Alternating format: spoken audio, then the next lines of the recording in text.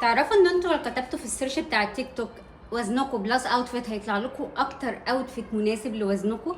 وانا قلت اجرب الموضوع ده معاكم. انا وزني دلوقتي 57 كيلو وطلع لي الاوتفيت ده، والحمد لله جبت كل حاجه بقى خاصه بالاوتفيت. انا بقالي فتره بحاول يعني اعمل الفيديو ده، فجبت كل حاجه بالظبط عشان يطلع الاوتفيت بالظبط وهنشوفه. فتعالوا نروح نقيسه ونشوف هل الترند ده صح ولا لا.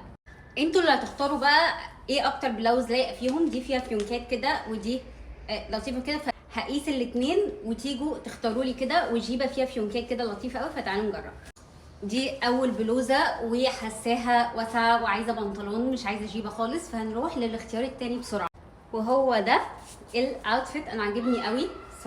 هو ده الاوتفيت. تعالوا بقى نعمل له اكسسوارات كده ونشوف هنلبس عليه شنطه. البس الحلق ده، هو جاي على شكل قلب كده وبيبقى مكون من قطعتين. وهلبس الانسيال ده، هو مجمع كل درجات اللون الازرق.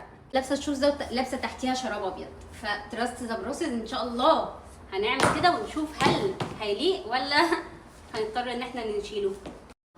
يعني بصوا خلينا واقعيين، هي مش اسوأ حاجه يعني، بالعكس انا حاسه ان الموضوع كيوت قوي. انا عمري ما لبست كده. فتشوف بقى اخر حاجه الشنطه، وانا محضره لكم شنطه كيوت جدا لسه ما لبستهاش. هلبس الشنطه دي يا جماعه. انا هدي نفسي النهارده 10 من 10 للاوتفيت ده بجد. انا اول مره البس حاجه كيوت كده في الحياه، ومش شخصيتي اصلا بس انا حبيت.